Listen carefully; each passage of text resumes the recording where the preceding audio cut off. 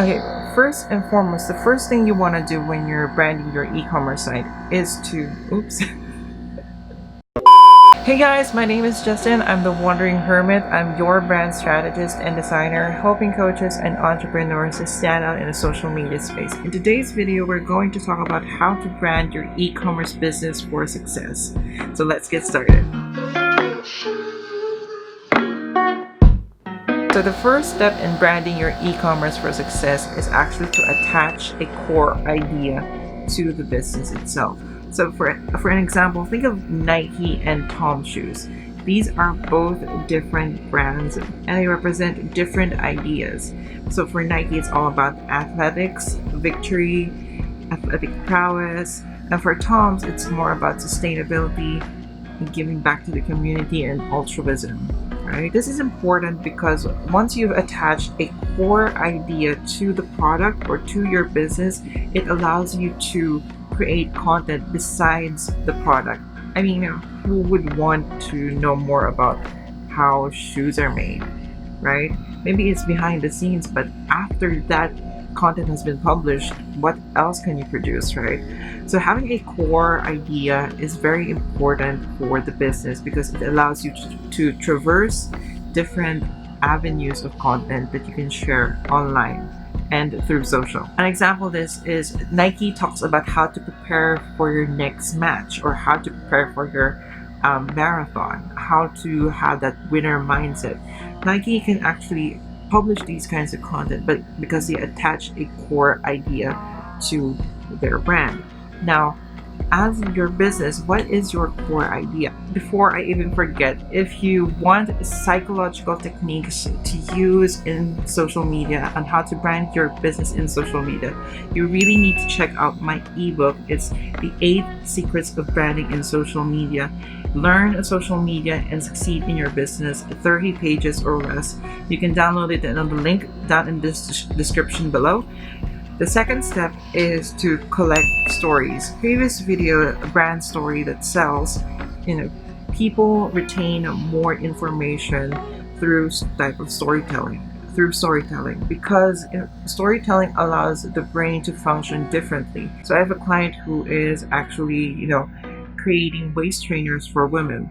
So we are collecting stories from different women that how they felt comfortable and empowered, that they were able to shape their figure because of our products and service. Now that's just an example of how can we create stories. If you're very new to your e-commerce site, tell them why you started the business. Tell them why did you develop the product? Is it because you were unsatisfied with the current products that were available in the market, or is it because you wanted to develop something new that will help other people? That's the very core idea. But you are your own best testimonial. Now your story has to empathize with other people so that they would know that this product is for them if they are suffering from this kind of pain, their pain point. In my previous video that I talked about, there are 3 steps. I call it the 3-step simple process in order to tell your story or your brand story. The first is the status quo. The status quo is their life before they've actually met your product, right? Or they purchased your product. And then the next one is the defining moment. Once they purchased the product, what would they feel? Now you're setting an expectation here, right? And then the third step is the transformation, or the transformative state. The transformative state is what is the after effect of the product or the service. How will they transform?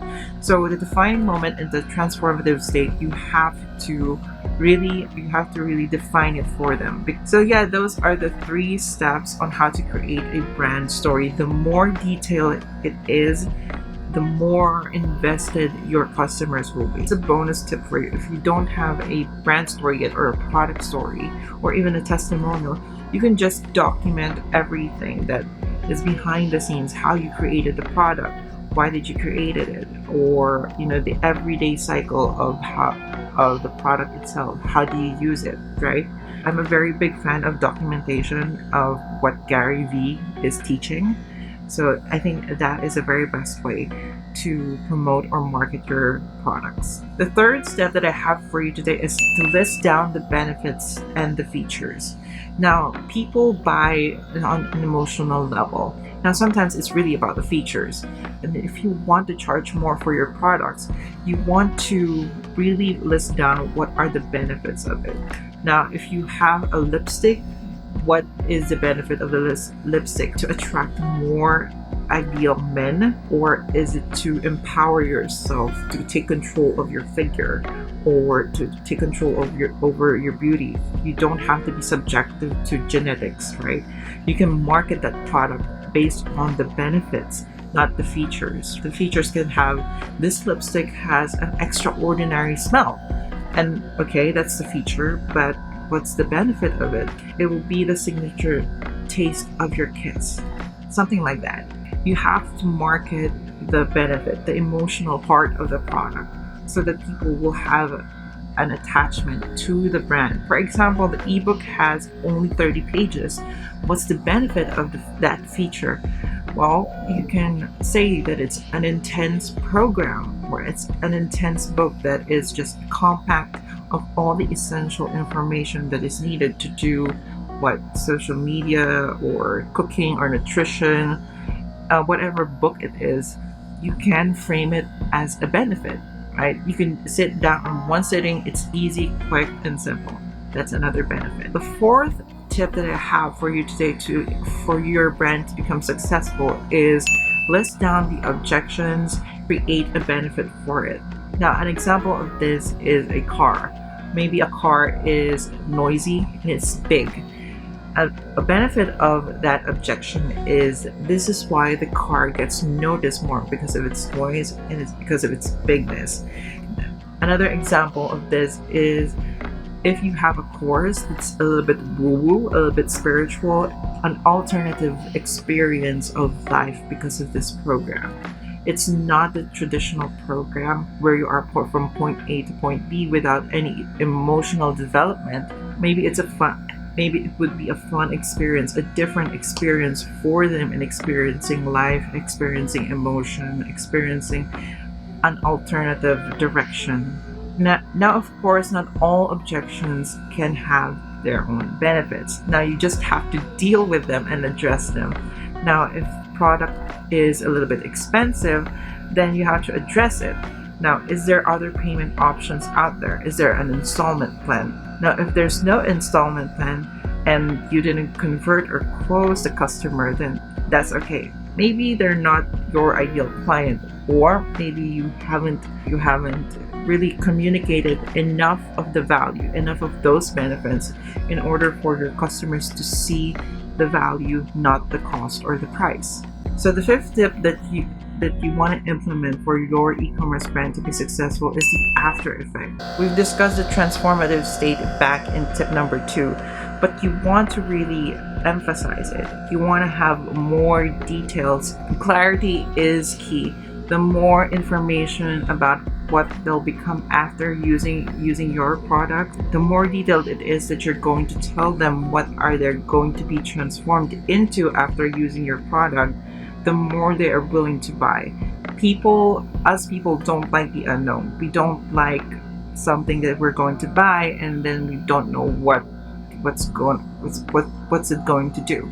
This is why it's very important for you to really detail out what is the benefit of this. A lot of customers will be asking, is this worth my money, and is this worth my time checking it out? So the sixth step is aftercare. Now, what is aftercare? So after they purchase your product, what happens after it? Are they just a one-time customer, or A, do you follow up with them? B, do you indoctrinate them even more? Are you selling your brand? What are your means of communication for that previous customer? Do you have like a feedback system that, hey, how's it going? How's the product working out for you? Now, this is very good if you're following up, because it allows your product to develop, allows you also to re-enter previous customers and sell them something else from your product line. So it allows you to have more revenue and more profit that way. So by implementing these steps, you are going to be more successful in your e-commerce business. But always remember, no good amount of marketing or branding can make a bad product great or make a bad product good. Okay? Develop a product and amplify it with good marketing and branding. And I will assure you that your e-commerce brand will be successful. So if you've reached this part of the video, I would like to say thank you and consider subscribing, because in the next video, I'm going to talk about how to brand your service-based business for success. Now, we've talked about e-commerce. Now it's time for the service-based businesses. So if you're a doctor, a lawyer, graphic designer, etc., it's going to benefit you. So consider subscribing, hit that like button, comment down below, and all that YouTube stuff. It's all free, y'all, so you gotta do it, or I'm gonna find you and eat all your cookies and wherever. And I will see you guys next time. Bye, guys.